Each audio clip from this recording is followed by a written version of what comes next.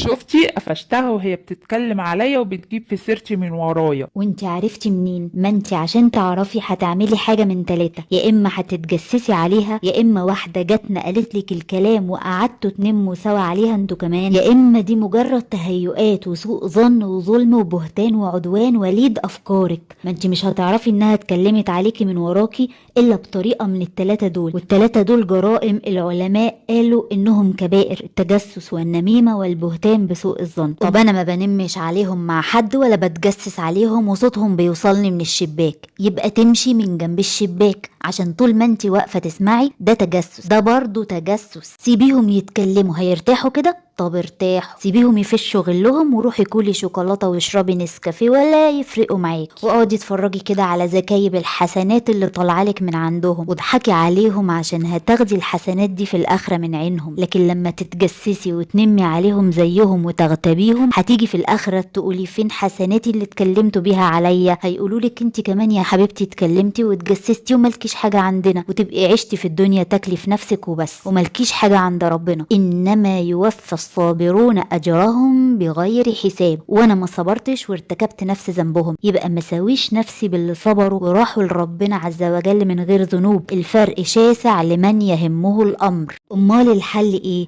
الحل الاول اني ما احاولش اسمع فلان بيقول عليا ايه، ولا اتصنت، ولا اسجل له مكالمات، ولا راقب تليفونات، لان كده هقع في جريمة التجسس وابقى ما فرقتش عنه حاجة، ومش من حقي ازعل ساعتها لان انا كمان غلطانة. الحل التاني، لما فلانة تيجي تقولك فلانة التانية بتقول عليكي كذا، قبل ما تكمل قوليلها بس مش عايزة اعرف، ربنا هيجيب لي حقي. كل ما تحاول تتكلم اقطمي وما تجريهاش، عشان هتاخد منك وتنقلها والدنيا تولع في بعضها. هي مبدأها كده، بتحس بنشوة لما تشوف الجو والع حواليها. فوقدي الكلام في المهد وحطي في دماغك ان زي ما فلانة اتكلمت عليكي، اكيد انا كمان مش ملاك واتكلمت عليها في يوم من الايام، او اتكلمت على غيرها. كلنا بنقع في الذنب ده بلا استثناء، فمش من حقك تنصبي المشنقة لحد لمجرد انك سمعتي انه اتكلم عليك. هو الفرق بينك وبينها بس ان هي ما سمعتكيش وانت بتتكلمي عليها، انت بس اللي سمعتيها فاديتي لنفسك الحق انك تجلديها، لان انت نفسك استخدمتي وسيلة غير مشروعة عشان تعرفي انها اتكلمت عليك. يعني انتوا الاتنين غلطتوا في حق بعض، يعني خالصين. يعني نستغفر ربنا عز وجل وما نتماداش في السكة دي، وما نسلمش دماغنا لحد، ونؤمن ان كل ابن ادم خطاء وخير الخطائين التوابون. وفتشي في دفاترك هتلاقي ذنوب عملتيها انت كمان، كلنا ذنوب، ما احناش ملايكة. فنسامح بعض ونعذر بعض، ولو قدرنا نبقى اصحاب واخوات بالحسنى نبقى اصحاب واخوات، ما قدرناش يبقى واصبر على ما يقولون واهجرهم هجرا جميلا. يعني بعيدي عنها من غير ما تأذيها، واكتفي معاها بالسلام وصباح الخير يا جاري، انت في حالك وانا في حالي. ما تخليش اشباع فضولك يكون اهم عندك من اخرتك. هتريحي فضولك لما تعرفي مين اتكلم عليكي من وراكي بالطرق غير المشروعة في الدنيا، لكن مش هتتبسطي خالص في الاخرة. ويا ريت كل ما حد يزعلك افتكري الآية اللي بتقول وليعفوا وليصفحوا ألا تحبون أن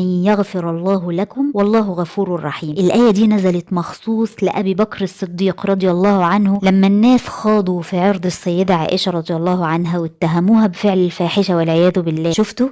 انتي بقى سمعتي ايه اتقال عليكي وزعلك، وانتي واحدة عادية ما انتيش زوجة النبي صلى الله عليه وسلم اللي ربنا قال عنهن لستن كأحد من النساء. الناس اتهموا بنت ابي بكر العفيفة الشريفة الطاهرة زوجة رسول الله صلى الله عليه وسلم، وربنا عز وجل قال له وليعفوا وليصفحوا ألا تحبون أن يغفر الله لكم. سيدنا أبو بكر الصديق رد وقال إيه؟ قال بلى والله إنا نحب يا ربنا أن تغفر لنا. وطلع جري على مصطح اللي اتكلم على بنته وكان ابن خالته، واداله الصدقات اللي كان بيديها له. وبعد ما كان بيقول والله ما هديله أي حاجة بسبب اللي قاله على بنتي، راح قايل والله إنا نحب يا ربنا أن تغفر لنا، وراح اداله كل الصدقات اللي كان بيديها له وعفى عنه. عرفتوا ليه أبو بكر الصديق رضي الله عنه هو أول واحد هيدخل الجنة من أمة المسلمين وإيده في إيد رسول الله صلى الله عليه وسلم؟ عرفتوا ليه أبواب الجنة 8 هتتفتح له علشان يدخل من أي باب فيهم؟ طب ما تيجوا نحاول نقلده. والله يعني اعملوا فيا اللي انتوا عايزينه، أنا هسامحكم عشان منتظرة عفو ربنا عني. هما كام سنة ولا كام يوم وهمشي واسيبها لكم، فخلاص مسامحاكم. مش أي حد هيوصل للمرحلة دي يا جماعة إلا اللي بيحب ربنا أكتر من نفسه، ورضا ربنا وعفو ربنا عنده تعمله أهم من إنه يشفي غليل نفسه. وانت مش مجبرة على فكرة تسامحي، الأمر متروك ليك. لكن أنا بتكلم عن الناس اللي عايزة ثواب أكبر ودرجات أعلى في الجنة. من حقك تقاطعي أي حد بيؤذيكي أذى غير محتمل، ممكن يؤذي حياتك أو صحتك أو دينك، لكن لو أذى محتمل معلش نعديها الناس لبعضيها. الطريقة دي لو مشيتي عليها هتريح قلبك وهتشيل من جواه أي كره أو زعل من أي حد، وده هيبان عليكي وعلى وشك وعلى معاملاتك. هتلاقي طوب الأرض بيحبك، حتى اللي بيكرهك هيجي عليه يوم من الأيام